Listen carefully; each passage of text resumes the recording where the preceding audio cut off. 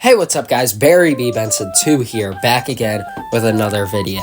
So, recently I've been seeing some power scaling videos talking about whether or not a real person could realistically fistfight the Five Nights at Freddy's animatronics and win. So, I thought that was a pretty good idea. So, after seeing those videos, I was like, I want to do that. So, this video was originally going to be about Freddy, but then I realized like 5 people have already done that, so why would I do it?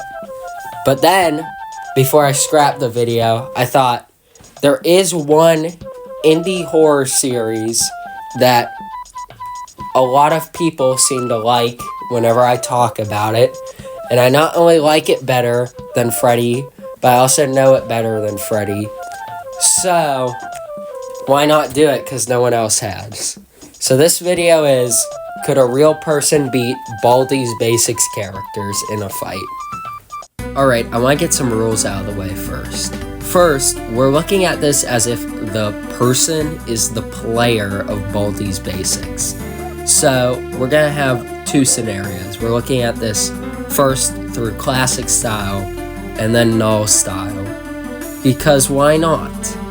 Also, with this in mind, both the player and the Baldi crew won't have prep time. Also, we're not taking into account items because that would just be stupid. Lastly, in order to give the person the best possible chance, we're not just looking at some average Joe. Instead, we're looking at prime Mike Tyson. Anyways, with that out of the way, let's get into... Right off the bat, I think this would go a lot easier if I just got Mike's scaling out of the way. So, most of you should probably know who Mike Tyson is, but if you don't, he's a boxer and he's considered one of the best boxers of all time. Now, since nowadays Mike Tyson is an old man who's getting beaten up by Logan Paul, like mentioned earlier, we're looking at Mike in his prime, back whenever he really was Iron Mike. So with that being said, let's get through some of his stats real quick. To start this up, let's talk about Mike's strength. According to an article written by The Thrillist, it was calculated that getting punched by Mike was equivalent to being hit by a Vexbolt motorbike traveling at around 15 kilometers per hour, which would easily make Mike Tyson about street level. Both his striking strength and his AP should scale to this. As for Mike's speed, both his travel and combat speed should be around peak human, as the average boxer can punch around 25 miles per hour. But Mike's reaction speed should actually be about superhuman because he is clearly faster when it comes to reacting to most boxers, and he can already dodge these peak human speed punches thrown by other boxers. Lastly, for right now, let's go over Mike's intelligence. Whenever it comes to general intelligence, I would say Mike's around average to above average. He never really shows much to display him really being anything higher or lower than this. But where Mike really shines is his battle IQ. Mike is extremely smart whenever it comes to boxing and just fist fighting in general, especially since he's very skilled at fighting people larger than him. This should make Mike around above average to even gifted level battle IQ. Now that we've talked a bit about Mike, I think we should talk about the Baldi crew. Alright, in order to make this quicker, because going over each Baldi character individually, like how I did with Mike, would take too long, I'm just going to real quick tell you whether or not I think Mike would beat the character and why.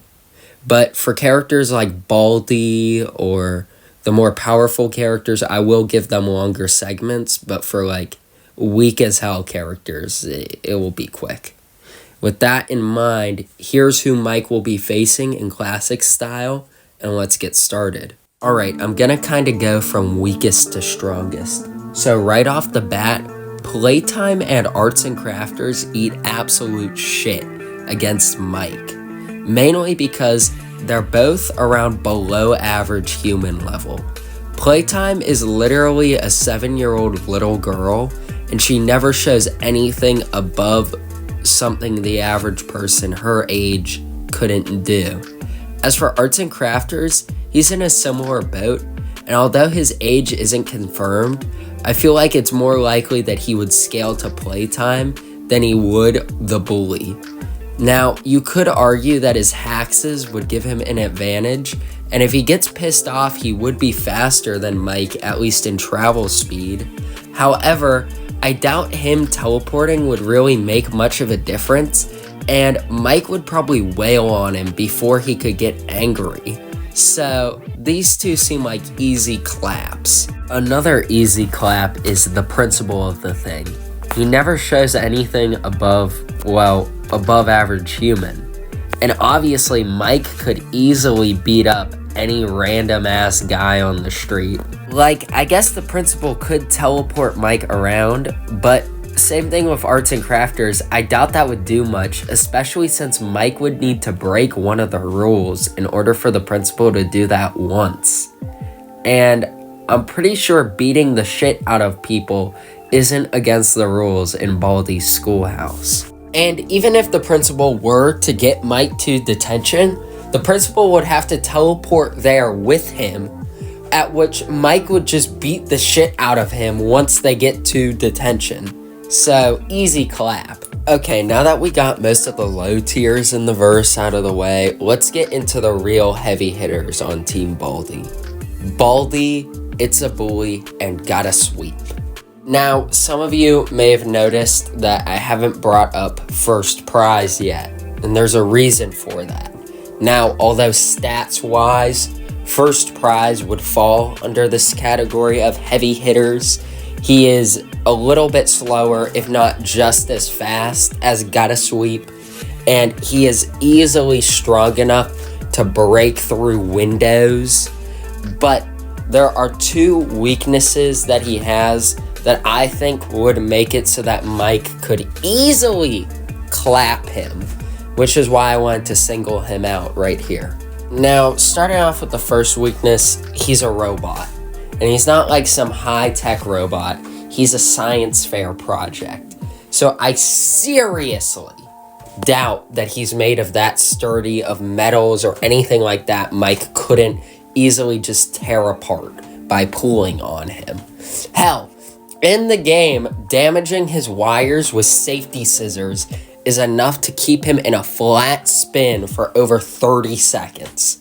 So if Mike can hit his wires a little hard, that would give him an easy opening to tear through him, as First Prize would be unable to defend himself while he's stuck spinning. And if that wasn't enough, he takes forever to turn corners. That's literally like his gimmick in the game, so. Anyways, this would easily, once again, give Mike an opening to rip through him. Now with that out of the way, let's get into the real heavy hitters. Starting off, let's talk about my favorite character, Gotta Sweep. Now, Gotta Sweep's two most important stats to talk about are speed and strength. Gotta Sweep is very strong. He's strong enough to overpower First Prize, strong enough to bust through locked doors, and he's strong enough to carry up to 6 people at once. As for It's a Bully, he is strong enough to stop all of First Prize's momentum, and he's one of the only characters Gotta Sweep can't overpower, so he is most likely stronger than him. Now, these two are very powerful in their own right. However, I do think Mike would have a decent chance of beating them. So I think it's about time we go to our final and most powerful character in classic style. Ow! Oh! To change it up a little, and since he's the last character for this segment, I'm going to directly compare Baldi and Mike's stats for this part. They're going to go head to head. Starting off with Mike, we already talked about his AP and striking strength, which are both about street level. As for his lifting strength, I'm not really sure. I could see it being between above average human and peak human. This is mainly because Mike's sport entirely relies on striking strength, so I can't imagine his lifting strength would scale. With that out of the way, let's go to Baldi. Baldi's striking strength should be around average human, as he can break his ruler in half just by slamming it on his hand hard enough. As for his AP, it should be wall level, as he can kill the player who can survive being slammed into walls by gotta sweep and first prize. As for his lifting strength, Baldi claims that he built the ventilation in the schoolhouse in this clip. You did it! Hit the button and then hop into this vent. It's a little shortcut I built. With this in mind, I would say that it's not unreasonable to give Baldi above average human in lifting strength. Now, we already discussed Mike's peak human, combat, and travel speed, and his superhuman reaction speed, so let's just go straight into Baldi. At his peak travel speed, Baldi is easily the third fastest character in his whole series, making him faster than Gotta Sweep, who is fast enough to sweep the entire school in 30 seconds. With this in mind, Baldi has between superhuman to subsonic speed. Also, his combat and reaction speed should scale to his travel speed for reasons on the screen. Finally, we can go over something new for Mike. Anyways, Mike's durability should scale to his AP, as the energy you put into a punch goes back into you. And since Mike's arm doesn't blow up after punching someone, he should be street level durability. Not to mention that he can also obviously survive being punched by other boxers who are street level. As for Baldi, he is at least wall level, as he can survive being slammed into walls by Gotta Sweep, and he can survive being crushed by Dr. Reflex's hammer. However, there's an argument to be made that he's building level, as he survived on multiple occasions being corrupted, and as we've seen before, Null's corruption was strong enough to corrupt the entire school at once, and the red balloons were able to destroy the entire school with corruption. Now, we already discussed Mike's IQ. In general, he's around average to slightly above average, and he has gifted battle IQ. Now, as for Baldi, he is lacking in the battle IQ department.